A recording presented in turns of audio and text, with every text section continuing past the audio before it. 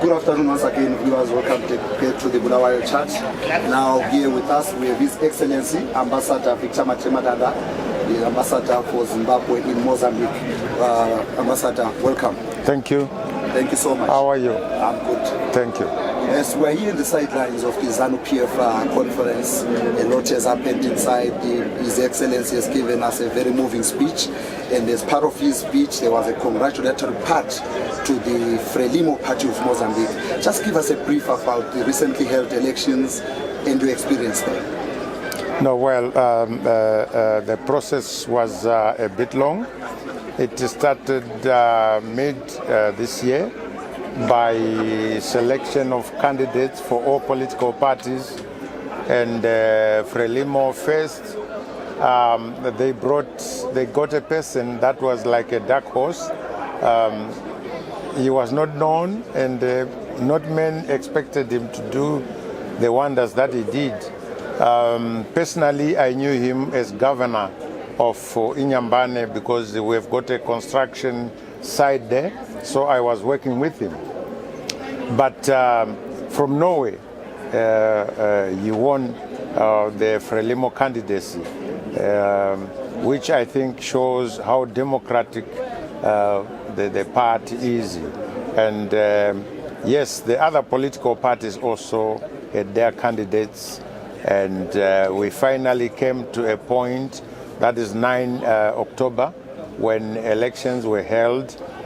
There wasn't much coming towards the elections. Of course, you know, a lot of things are said and done, but there were accusations that another candidate's vehicle was burnt, but when we sent people there to go and verify, there was nothing.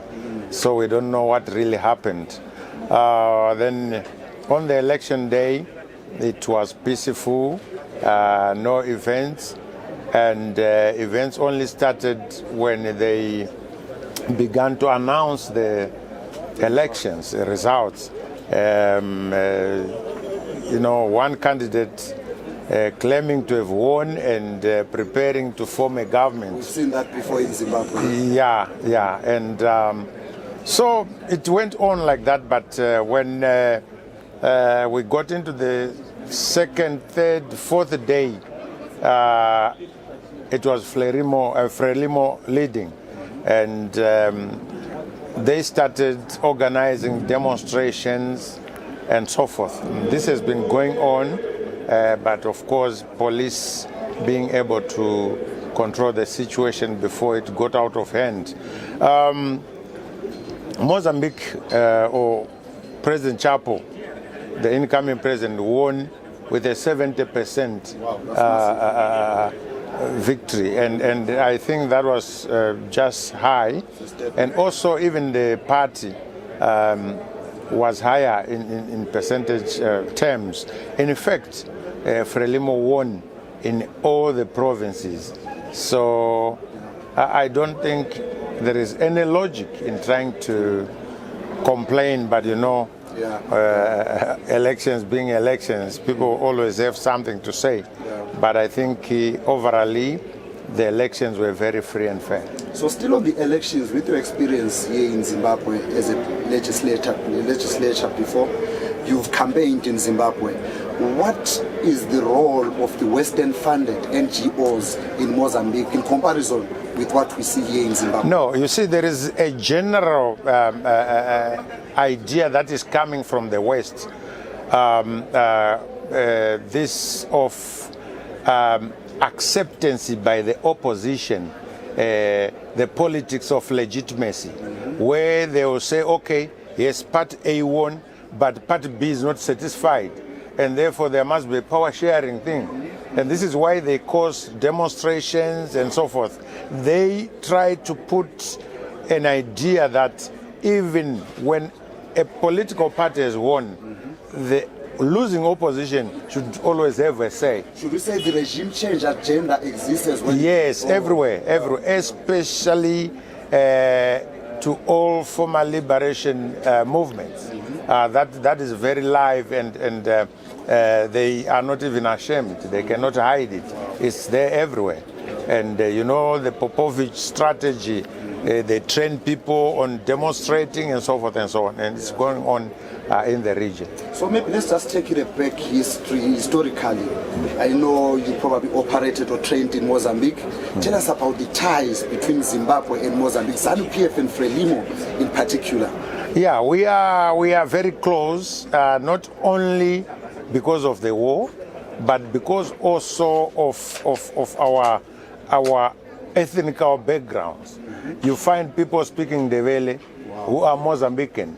They speak Shangani, they speak Shona, and so this is why you were hearing them saying Zimbabwean had voted. Oh, that's where it was coming from. Yes, but they are not Zimbabweans. They are Mozambicans who speak Shangani, who speak Ndebele, who Zulu, who speak Shona. If you come from Chikwalakwala along the border to Tete, they speak Shona. Wow. And how would now an observer make sure that he is or she is talking to a Mozambican or a Zimbabwean through language? So they just, but we are close because of that. But yes, because of our history in the liberation struggle, both Zanla and Zipra stayed. Former President Pelekezela Mpoko was in Mozambique, being a Zipra person and so forth. So we are yes. I've been speaking to his wife today in Portuguese. Yeah. So this is what it is. We are one. Yes, and for someone to try and say no, Zimbabweans have done this, Mozambicans have done no, it's not founded anywhere. Okay. Now coming back to your current posting, what economic ties and projects are you working on trying to bring business from Mozambique to Zimbabwe? We have always said that there are very many farming opportunities in Mozambique, mining. We are working on electricity.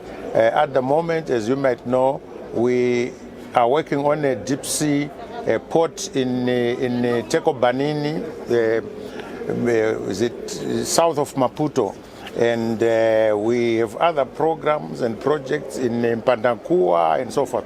There are many projects that are being done between the government of Zimbabwe and Mozambique, but also the private sector.